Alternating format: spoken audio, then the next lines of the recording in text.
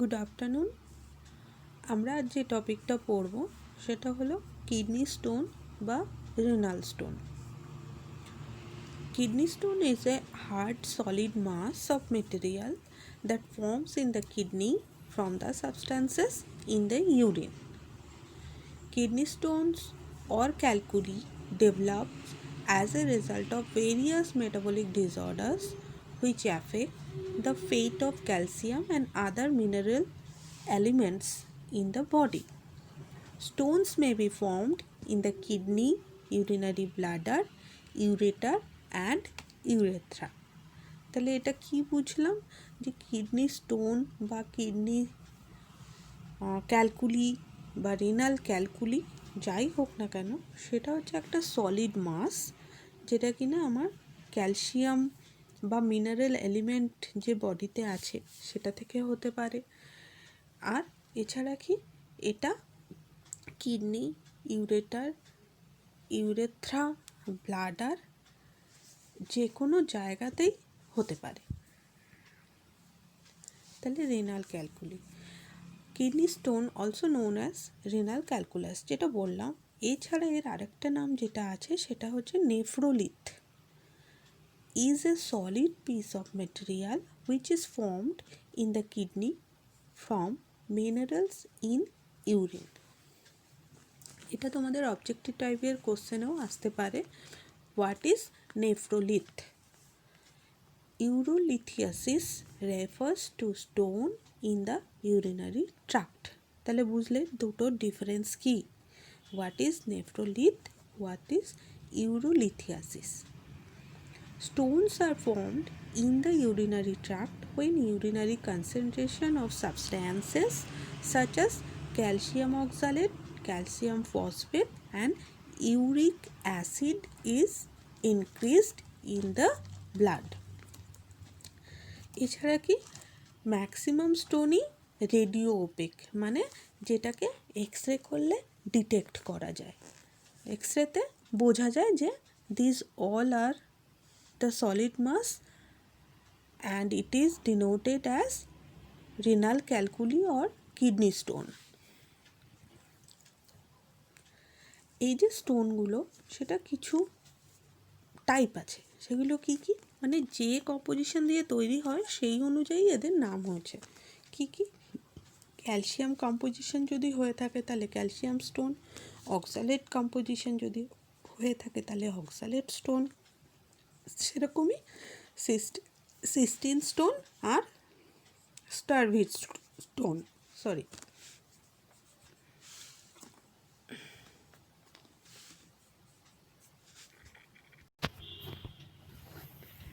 স্ট্রোভাইট stone, that is triple stone. তাহলে আমরা দেখে নিই এই যে স্টোনগুলোর নাম বললাম এগুলো বডিতে বা যাদের রেনাল স্টোন হয় সেটার পার্সেন্টেজ কেমন বা কোন কোন ডায়েটের জন্য এগুলোর পরিমাণ শরীরে বাড়তে পারে। তাহলে calcium oxalate stone it is the most common stone, that is 80%। এটা কি কিসের জন্য হয়? সুপার স্যাচুরেশন অফ ইউরিন, মানে ওয়াটার ইনটেক কম হয়েছে, ইউরিনেশন কম হয়েছে, তাহলে কি ওয়েস্ট প্রোডাক্টের অ্যাকুমুলেশন হয়ে ক্যালসিয়াম অক্সালেট মিলে যে সলিড মাস তৈরি করছে তাকেই বলছি ক্যালসিয়াম অক্সালেট স্টোন। আর এটা কি হয় সাধারণত অ্যালকালাইন ইন নেচার, সেজন্যে যাদের এই ক্যালসিয়াম আর অক্সালেটের লেভেলটা বেশি থাকে ব্লাডে তাদের কি করতে হয়, হাই অক্সালেট আছে এরকম ফুডটা অ্যাভয়েড করতে হয়। তার মধ্যে কোন কোন ফুড? পিয়ার, হুইট জাম, স্পিনাচ। তাহলে আমাদেরকে কিন্তু পেশেন্টকে, রিনাল পেশেন্টকে স্পেশালি তাদেরকে এই ডায়েটগুলো অ্যাভয়েড করার কথা বলে দিতে হবে as a nurse. Next, calcium phosphate stone, এটা মোটামুটি 5-10% পেশেন্টদের হয়ে থাকে। এছাড়া কি এটাও same super saturation of urine with calcium phosphate, এটাও অ্যালকালাইন ইন নেচার। আর এক্ষেত্রে কি হয়, ক্যালসিয়াম আছে এরকম ফুড আর কি কম খেতে হবে বা অ্যাভয়েড করার চেষ্টা করতে হবে। সেগুলো কি কি? Milk and dairy product. তোমরা জানোই কোথায় ফুড বেশি, কোথায় ক্যালসিয়াম ফুড ভ্যালু বেশি আছে, সেই অনুযায়ী আমাদেরকে পেশেন্টকে অ্যাওয়ার করে দিতে হবে। Struvite stone or triple phosphate stone, এটা কি হচ্ছে? caused by urea splitting bacteria, that is proteus, pseudomonas, klebsiella, staphylococcus. ওকে, তাহলে এরা কি করছে? ইউরিয়া প্রোডাকশন বেশি করছে। তাহলে তার ফলে আমি কোন কোন কেসগুলোতে ইউরিয়া প্রোডাকশন বেশি হয়? যাদের ইউরিনারি ট্র্যাক্ট ইনফেকশন বেশি হচ্ছে। তাহলে কাদের ম্যাক্সিমাম ইউটিআই হয়?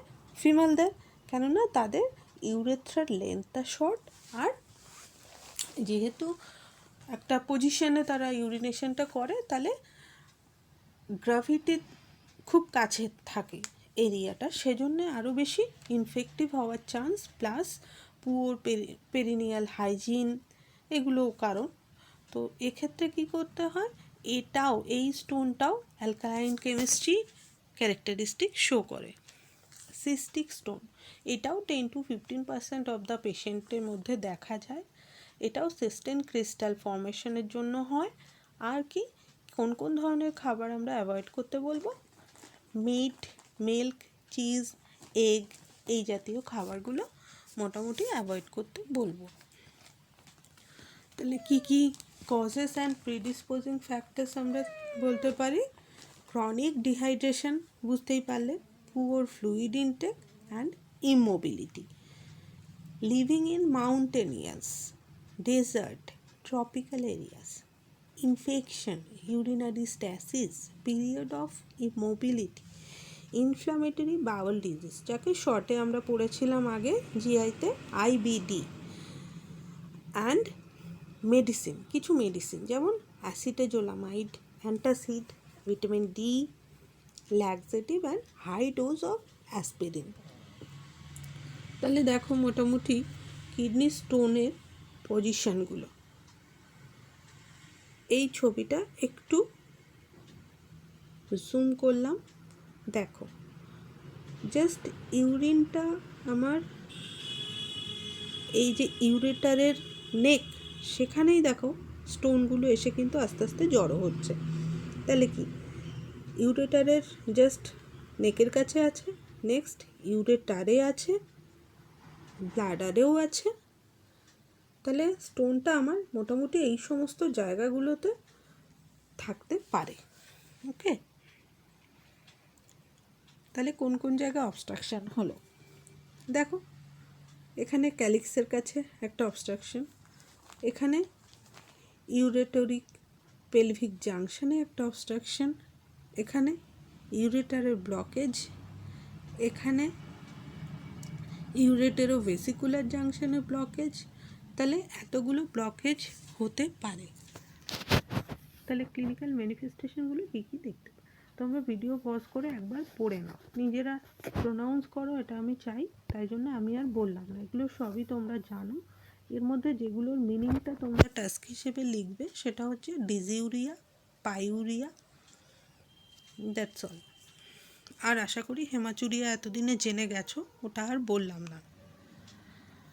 নেক্সট, তাহলে ডায়াগনস্টিক ইভ্যালুয়েশন, এটা বেসিক্যালি প্রথমেই আমাদের লেখা উচিত হিস্ট্রি অ্যান্ড ফিজিক্যাল এক্সামিনেশন। যে কোনো ডিজিজের ক্ষেত্রে ইনভেস্টিগেশন যদি এক্সামে আসে, first we have to go for history and physical examination system wise. Next, urine analysis. Urine analysis মানে ইউরিনের রুটিন এক্সামিনেশন, ইউরিন কালচার, এই দুটো। এছাড়া ব্লাড স্টাডিজ, কোনো ইনফেকশন আছে কি না, স্টোন কেমিস্ট্রি মানে কোন ধরনের স্টোন অ্যাকুমুলেশন হয়েছে সেটা, আর রেডিওগ্রাফিক স্টাডিজ, তার মধ্যে এক্স-রে, তাতেই বোঝা যাবে, বা আলট্রাসোনোগ্রাফি। নেক্সট, কী ধরনের ডায়েট খায় আমরা যদি হিস্ট্রিটা জানতে পারি, তাহলে আমরা তাকে ডায়েটারি একটা অ্যাডভাইস দিতে পারবো। কারণ তোমরা দেখেছো স্পেসিফিক স্টোনের জন্য স্পেসিফিক ডায়েট আমরা অ্যাভয়েড করতে বলছি। ওয়াটার কনজাম্পশন কতটা করে, কী প্রফেশনে আছে, স্পেসিফিক মেডিকেশন যেগুলো আমরা পড়লাম সেগুলোর মধ্যে কনজাম্পশন করে কি না, past and recent medical history, আর এছাড়া হেলথ কেয়ার সার্ভিসে এসেছে যে তার জন্য আগে কোনো মেডিসিন খেয়েছে কি না, কোনো ট্রিটমেন্টের প্রিভিয়াস হিস্ট্রি, এগুলো আমাদেরকে কালেকশন করতে হবে। ফিজিক্যাল এক্সামিনেশনের মধ্যে লোকেট করতে হবে তার পেনটা স্পেসিফিক্যালি কোথায় হচ্ছে। তোমরা জানো পেন অ্যাসেসমেন্ট, পেনের specification, duration, radiation, location, precipitating factors, contributing factors, etc. Relieving measures. এছাড়া is there any tenderness, is there any associated other symptoms, all are including in the physical examination and history. Next come to management. তাহলে আমরা পড়েছি আগে যে small stone মানে less than 4 millimetre ultrasonography করে যে stone measurement করা হয়, যদি দেখা যায় লেস দ্যান 4 মিলিমিটার স্টোনগুলো সাইজ আছে, তাহলে চেষ্টা করা হয় ওপিডি থেকেই তাদের ট্রিটমেন্টটা করে দেওয়া। 80% ক্ষেত্রে দেখা গেছে যে ওয়াটার ইনটেকের মাধ্যমে আর ফোর্সফুল ইউরিনেশনের মাধ্যমে স্টোন অনেক সময় রিলিভ করা গেছে বা এক্সক্রিট করা গেছে। তাহলে এখানে কি আছে, 80% will pass stone spontaneously with hydration, pain control and reassurance. তাহলে আমাদেরকে পেশেন্টকে ওয়াটার ইনটেকের কথা বলতে হবে, এছাড়া ফোর্সফুলি ইউরিনেশন করাটা তাদেরকে একটু এক্সপ্লেন করে দিতে হবে, যাতে আমরা জানি যে কোনো জায়গায় যদি ফোর্সফুলি ওয়াটার দেওয়া যায় তাহলে সেখান থেকে সেটা জায়গাটা ক্লিন হতে পারে। ওকে, এছাড়া যদি দেখা গেল পেন কন্ট্রোল করা যাচ্ছে না, পারসিস্টেন্ট ভমিটিং, ফিভার, অবস্ট্রাকশন হওয়ার ফলে infection, solitary kidney with obstruction, তাহলে আমাদেরকে হসপিটালাইজড করতে হবে পেশেন্টকে। এছাড়া কি medical management, surgical management, nursing management. তাহলে মেডিকেল ম্যানেজমেন্টের ক্ষেত্রে আমাদের প্রাইমারি গোল থাকবে pain relief, first and important goal. And long term গোলে তোমরা নিশ্চয়ই জানো, এতদিনে বুঝে গেছো অ্যানালজেসিক কোন কোন ড্রাগ আমরা হসপিটালে সাপ্লাই আছে বা অ্যাকর্ডিং টু ফিজিশিয়ানস অর্ডার পেশেন্টকে দিতে পারি। এছাড়া আমাদের লং টার্ম গোল কি, স্টোন রিমুভাল, সেটা নন ফার্মাকোলজিক্যাল হোক বা সার্জিক্যাল প্রসিডিওর হোক বা উইথ মেডিসিন হোক। Next, to determine the stone type, prevent nephron destruction. কেননা যদি স্টোন অ্যাকুমুলেশন হওয়ার জন্য কোনো একটা এরিয়াতে ব্লাড সার্কুলেশন অনেকক্ষণ যদি না হয়, তাহলে বুঝতেই পারছো আস্তে আস্তে কি সেলে অক্সিজেন না গেলে টিস্যু হাইপক্সিয়া, সেখান থেকে টিস্যু ডিস্ট্রাকশনও হতে পারে, নেক্রোসিস হয়ে গিয়ে।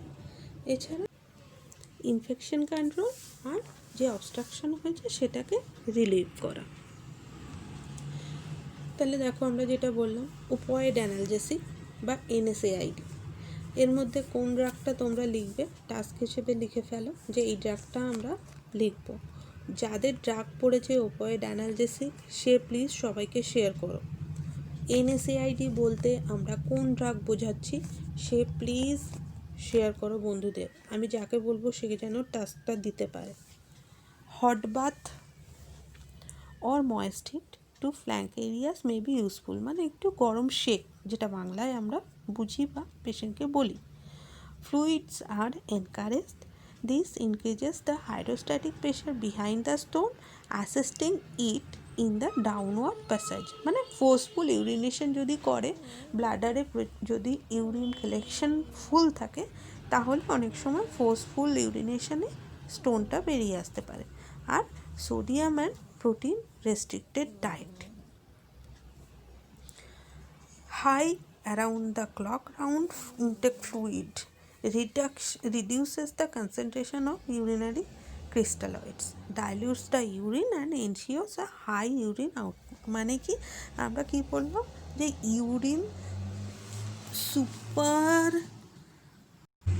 স্যাচুরেশনের জন্যই হাই কালার ইউরিন হয়। মানে দেখবে ইউরিন কালারটা তো এমনি স্ট্র কালারের হয়, কিন্তু যখন অনেকক্ষণ জল না খেয়ে থাকি বা আমরা ধরো যেদিন তোমরা বাড়ি যাও যাদের দূরে বাড়ি, যদি একটু ওয়াটার কম খাওয়া হয়, সেক্ষেত্রে যখন গিয়ে বাড়িতে ইউরিনটা করো খুব হাই কালার ইউরিন, আর ইউরিন করতে মানে ডিসইউরিয়া হয় সোজা কথা। তো সেটা যদি আমি প্রচুর জল খাই তাহলে কিন্তু এই ইউরিনের কনসেন্ট্রেশনটা কমে যাবে, আর ইউরিনের একটা ফোর্সও থাকবে। তখন ইউরিনের যে স্টোন যদি থেকে থাকে সেটা ওয়েস্ট প্রোডাক্টটা বেরিয়ে যাবে। এছাড়া যে ড্রাগটা দেওয়া হয় ইউরিক অ্যাসিড লেভেল ডিক্রিজ করার জন্য, সেটা হচ্ছে অ্যালোপিউরিনল। এটা হসপিটাল সাপ্লাই। ওকে। আর যে ফুডগুলো সাধারণত অক্সালেট স্টোনের জন্য খেতে আমরা অ্যাভয়েড করতে বলবো সেগুলো হচ্ছে স্পিনাচ, স্ট্রবেরি, টি, পিনাটস আর হুইট ব্রাইন। নন সার্জিক্যাল ম্যানেজমেন্টের মধ্যে হচ্ছে, এটা কিন্তু তোমাদের এক্সামে আসতে পারে short note, ureteroscopy, ESWL, that is extracorporeal shock wave lithotripsy, endoscopic procedure, electrohydraulic lithotripsy আর কেমোলাইসিস। দেখো এটা হচ্ছে extra corporeal shock wave lithotripsy procedure.